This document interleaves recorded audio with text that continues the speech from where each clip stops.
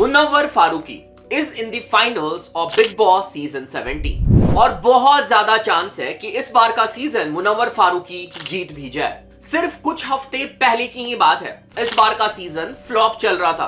TRP approx 1.6 के आसपास पहुंच गई थी और सिर्फ मुनव्वर की वजह से करंटली टीआरपी 2.0 पहुंच गई है, जो पिछले सीजन की टीआरपी जो कि 1.9 थी, जो एमसी स्टैन ने जीता था, उससे भी ज्यादा है। भले ही इस टीआरपी को अचीव करने के लिए बिग बॉस की टीम ने मुनव्वर फारूकी की पर्सनल लाइफ को नेशनल टेलीविजन पे पब्लिक कर दिया।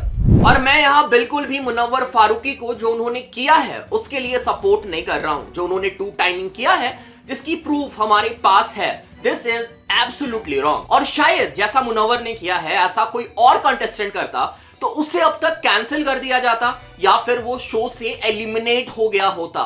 बट मुनव्वर फारूकी के केस में ऐसा बिल्कुल भी नहीं है। बल्कि हुआ ऐसा है, मुनव्वर फारूकी की जब से पर्सनल लाइफ एक्सपोज हुई है टीवी पे, उनकी फैन फॉलोइंग या फिर उनके फॉलोअर्स की काउंट और भी ज्यादा बढ़ गई है और उन्हें और भी ज्यादा सपोर्ट मिल रहा है। पर ऐसा एग्जैक्टली हुआ क्यों? क्या है ऐसा मुनव्वर फारूकी में जो उनको इस सीजन में बाकी कंटेस्टेंट से डिफरेंट बनाता है? मुनव्वर फारूकी की कल्ट फॉलोइंग के बारे में आज हम इस वीडियो में डिस्कस करेंगे। मुनव्वर के फैंस ने उन्हें ऑलरेडी एक रियलिटी शो जिता रखा है और ऐसा अब लग रहा है कि वो एक और रियलिटी शो जीतने की कगार पे है। सो इस वीडियो में हम मुनव्वर फारूकी की पर्सनालिटी और उनकी पर्सोना को समझने की कोशिश करेंगे।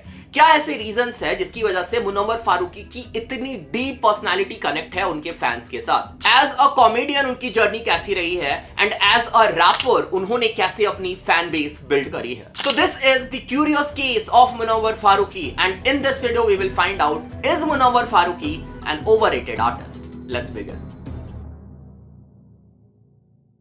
सो मुनव्वर फारूकी की चाइल्डहुड बहुत ही स्ट्रगल भरी रही है। उनके फादर जब मुनव्वर फारूकी छोटे थे तो एक ड्राइवर थे और मुनव्वर फारूकी के फैमिली को 2002 गुजरात राइट्स की वजह से अपना घर छोड़ना पड़ा था। मुनव्वर फारूकी जब सिर्फ 16 साल के थे उनकी मदर की डेथ हो गई। और इसके पहले भी मैंने एक वीडियो मुनव्वर फारूकी के ऊपर बना रखा है जहां पे मैंने मुनव्वर फारूकी की पर्सनल लाइफ को डीपली एक्सप्लेन किया था।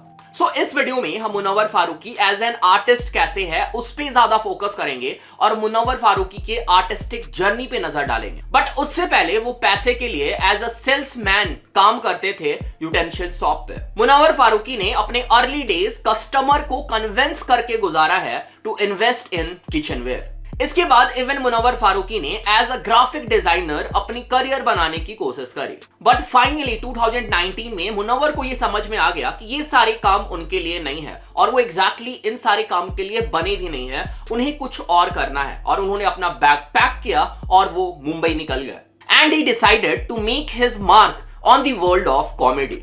ओके, सो वीडियो में हम जल्दी से आगे बढ़ेंगे, उसके पहले check the song of the day. Hey mama, hey mama, hey mama, hey mama, hey. Kina kina, hey mama, hey mama, hey mama, hey mama, hey. Hey, hey, hey mama, hey mama, hey mama, hey mama, hey. Kina kina, hey mama, hey mama, hey mama, hey mama, hey. गाने का नाम है हे मामा और artist है DJ रागा। तो DJ रागा को मैंने इसके पहले भी अपने वीडियोस में मल्टीपल टाइम फीचर कर रखा है। He is a really talented artist. भाई अपने म्यूजिक प्रोडक्शन खुद करते हैं, अपने गाने खुद बनाते हैं और भाई क्या ट्रैक बनाते हैं, बैंगर्स क्रिएट करते हैं भाई, ठीक है। लिटरली अगर तुम सिर्फ ये गाना नहीं, इनके अगर तुम बाकी गाने भी चेक करोगे ना, बहुत ही बढ़िया कमर्शियल ट्रैक बनाते हैं। मेरे लिए he is one of the best commercial upcoming artist. अगर जिन्हें सपोर्ट मिलता है या फिर जिन्हें जितना वो डिजर्व करते हैं उतना मिलता है तो ये डेफिनेटली बहुत ज्यादा ग्रो करने वाले हैं। और इनके ट्रैक भाई तुम देखोगे प्ले होते हुए, ठीक है। मैं ऐसा क्यों बोल रहा हूं ये जानने के लिए तुम्हें जाके भाई का ट्रैक चेक करना होगा। ट्रैक का नाम है हे मामा, बहुत ही बढ़िया ट्रैक है। Composition is really good, beat is really groovy, music video बहुत ही बढ़िया and overall this is a banger भाई, ठीक है। लिंक डिस्क्रिप्शन में जाओ, चेक करो। भाई को सपोर्ट मिलना चाहिए, डिजर्व करते हैं भाई, और जाके भाई को सपोर्ट करो। मुनव्वर फारूकी की जो पर्सपेक्टिव थी वो बहुत ही डिफरेंट थी। वो बहुत ही डिफरेंट तरीके से इंडिया को या फिर वर्ल्ड को देखते थे, जिसकी वजह से उन्हें बाद में इवन प्रॉब्लम भी फेस करनी पड़ी और वो जेल तक गए हैं। मुनव्वर फारूकी ने धीरे धीरे स्टैंड अप कॉमेडी करना स्टार्ट कर दिया और वो अपने स्टैंड अप कॉमेडी के वीडियोस अपने यूट्यूब चैनल पे अपलोड करते थे। मुनव्वर फारूकी के स्टैंड अप कॉमेडी वीडियोस को बहुत ही कम टाइम में लोगों से ट्रैक्शन मिला और उन्होंने अपना एक फैन बेस बिल्ड करना स्टार्ट कर दिया। मुनव्वर फारूकी ने अपना एक stand up comedy video drop किया जिसका नाम था पॉलिटिक्स इन इंडिया।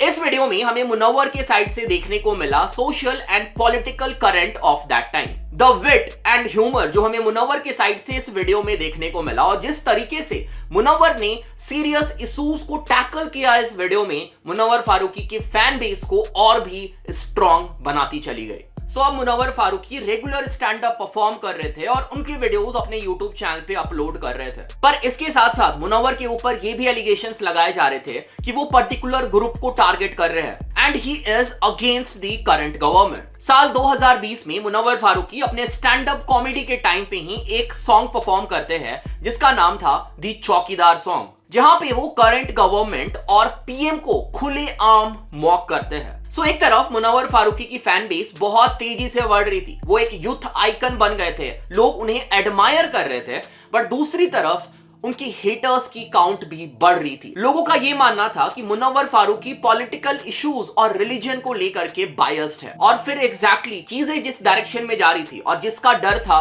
वही हुआ। 2021 में मुनव्वर फारूकी को अरेस्ट कर लिया जाता है फॉर हर्टिंग रिलीजियस सेंटिमेंट्स और मुनव्वर फारूकी 37 डेज जेल में गुजारते हैं। पर बोला जाता है ना, every publicity is a good publicity, तो कहीं ना कहीं इसकी वजह से भी मुनव्वर फारूकी को ही फायदा हुआ और इसके बाद मुनव्वर फारूकी की जो फैन बेस थी वो और भी ज्यादा कल्ट हो गई। फरवरी 2022 मुनव्वर फारूकी को इनवाइट किया जाता है लॉकअप रियलिटी शो में और ये शो मुनव्वर फारूकी बहुत ही आराम से जीत लेते हैं और ये रियलिटी शो जीतने के बाद उनकी फैन बेस तो बढ़ती ही है बल्कि उनके स्टैंड अप कॉमेडी करियर की भी अच्छी खासी ग्रोथ होती है, उन्हें और भी ज्यादा स्टेज शो मिलने लग जाता है। अब मुनव्वर पहले से ज्यादा क्राउड फिल कर रहे थे अपने स्टेज शोज में, उनके स्टेज परफॉर्मेंस करने की फ्रीक्वेंसी अब ज्यादा बढ़ गई थी and even his YouTube videos were doing really well. So ये तो बात हो गई मुनव्वर फारूकी के स्टैंड अप कॉमेडी करियर की। मुनव्वर फारूकी एक रैपर और म्यूजिशियन भी है।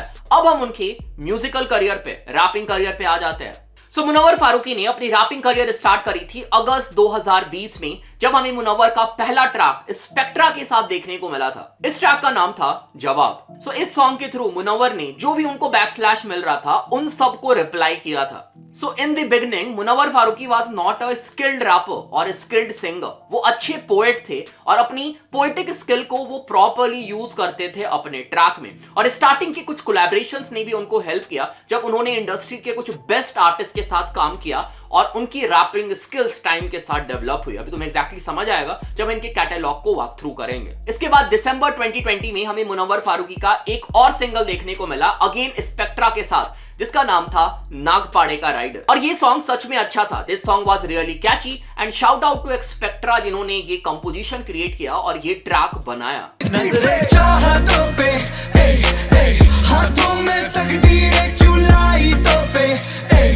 फिर इसके बाद मुनव्वर फारूकी लीगल प्रॉब्लम में फंस जाते हैं जिसके बारे में मैंने ऑलरेडी एक्सप्लेन किया और फिर इसके बाद मार्च 2021 में हमें मुनव्वर फारूकी का नाज के साथ एक ट्रैक देखने को मिलता है। इस ट्रैक का नाम था आजमाइश। तो तुम यहाँ पे साफ देख सकते हो कि कैसे मुनव्वर फारूकी के स्टार्टिंग ट्रैक सारे कोलैबोरेशन ट्रैक थे जहां पे उन्होंने एक स्किल्ड रैपर को उठाया, अपने ट्रैक में डाला और गाना बना दिया और इन सब रीजंस की वजह से उनकी रैपिंग स्किल्स टाइम के साथ तुम्हें इंप्रूव होती हुई भी नजर आएगी। इसके बाद अगेन हमें स्पेक्ट्रा के साथ एक और ट्रैक देखने को मिला मुनव्वर फारूकी का। This was kind of A commercial track. Track का नाम था 10 लाख और फिर इसके बाद जून 2021 में हमें मुनव्वर का पहला सोलो ट्रैक देखने को मिला। इस ट्रैक का नाम था हुनारत। अक्टूबर 2021 में एक और सोलो ट्रैक मुनव्वर ने ड्रॉप किया जिसका नाम था ख्वाहिश, जो कि एक पोएटिक ट्रैक था। सो मुनव्वर फारूकी तलहा अंजुम से बहुत ज्यादा इंस्पायर्ड है एंड इवन वो भी पोएट्री करते हैं, तो तुम्हें एग्जैक्टली थोड़ी बहुत तलहा अंजुम और पोएट्री की ग्लिम्स इस ट्रैक में नजर आएगी। इसके बाद जनवरी 2022 में हमें मुनव्वर फारूकी और फरहान खान का एक कोलैबोरेशन ट्रैक देखने को मिला जिसका नाम था Kalandar. Farhan Khan is a really talented artist, मैं उनको बहुत पहले से फॉलो कर रहा हूं and again this was a really smart collaboration and this track was good. Farhan Khan के साथ एक और ट्रैक हमें मुनव्वर का देखने को मिला जिसका नाम था खामोशी और फिर इसके बाद कुछ और सिंगल्स हमें मुनव्वर फारूकी के साइड से देखने को मिले। सो मुनव्वर फारूकी की म्यूजिकल करियर टाइम के साथ ग्रो कर रही थी, उनकी म्यूजिक स्किल्स इंक्रीज हो रही थी, एज अ रैपर वो ग्रो कर रहे थे और फाइनली इन सब का जो रिजल्ट है वो नजर आया जब मुनव्वर फारूकी को वार्नर म्यूजिक इंडिया ने अपने अंडर साइन कर लिया और मुनव्वर का हमें पहला ट्रैक वार्नर म्यूजिक इंडिया से देखने को मिला जिसका नाम था अलग बीटी, जिसमें मुनव्वर ने कोलैबोरेशन किया बंटाई रिकॉर्ड के आर्टिस्ट हिट जोन के साथ। This was a fun song and this song performed really well. और फिर इसके बाद फाइनली हमें मुनव्वर फारूकी का पहला स्टूडियो एल्बम देखने को मिला वार्नर म्यूजिक इंडिया के साइड से। इस एल्बम का नाम था मदारी और ये 2023 में रिलीज हुआ था। अगर हम देखें तो ये मुनव्वर फारूकी का पहला स्टूडियो एल्बम था and this album was not bad, this was a quite good album, जिसमें हमें मुनव्वर फारूकी के साइड से वर्सेटैलिटी देखने को मिला। उन्होंने अपनी रैपिंग स्किल्स दिखाई, अपनी सिंगिंग स्किल्स दिखाई, बहुत ही अच्छे से ट्रैक्स को कंपोज किया। For example tracks like Noor has really good composition. Munawar Faruqui के इस एल्बम ने डिसेंट परफॉर्म किया और इसके बाद भी हमें कुछ और ट्रैक वार्नर म्यूजिक इंडिया के साइड से देखने को मिले। इवन हमें रिसेंटली मुनव्वर फारूकी का कोलैबोरेशन कश्मीर के साथ उनके डीएचएच एल्बम करम में देखने को मिला था। एक ऐसा एल्बम जिसमें डीएचएच के best hip hop artist feature कर रहे थे और उसमें मुनव्वर फारूकी भी इंक्लूडेड थे। This was a really big W for Munawar Faruqui and Munawar Faruqui performed really good on that track. तो जब तुम मुनव्वर फारूकी के पूरे डिस्कोग्राफी को वॉक थ्रू करोगे तो एक चीज तुम्हें साफ नजर आएगा कैसे टाइम के साथ मुनव्वर फारूकी ने अपनी स्किल्स को इंप्रूव करी है। Munawar Faruqui was not a professional rapper. उन्होंने रैपिंग कॉमेडी के साथ साथ स्टार्ट किया करना और साथ में सॉन्ग ड्रॉप करते करते उन्होंने रैपिंग सीखा है, जो हमें उनके कैटलॉग से साफ नजर आता है। डीएचएच की मेजॉरिटी ऑडियंस मुनव्वर फारूकी को एक स्टैंड अप कॉमेडियन मानती है हु कैन रैप, बट मुझे लगता है जिस तरीके से मुनव्वर फारूकी ने इंप्रूवमेंट दिखाया है, in future he will definitely win the hearts of DHH audience. Okay, so ये था मुनव्वर फारूकी का स्टैंड अप कॉमेडी का करियर और म्यूजिक का करियर। और शायद अब तुम्हें समझ में आ रहा होगा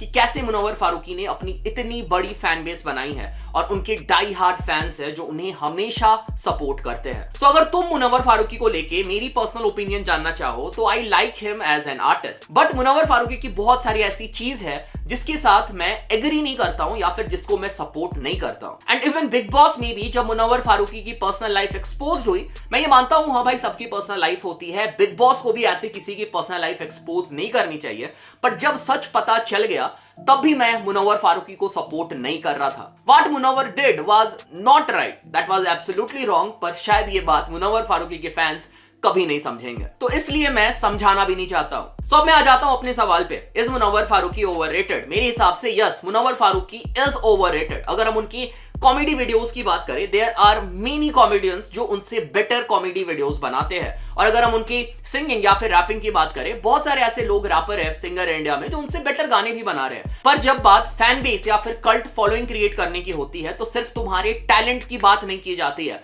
इसके अलावा बहुत सारे फैक्टर्स भी होते हैं, जैसे पर्सनैलिटी कनेक्ट, तुम अपने ऑडियंस को कैसे ट्रीट करते हो। और शायद यही रीजन है कि मुनव्वर फारूकी की फैन बेस इतनी बड़ी है जिसकी वजह से वो आराम से बिग बॉस सीजन 17 जीत जाएंगे।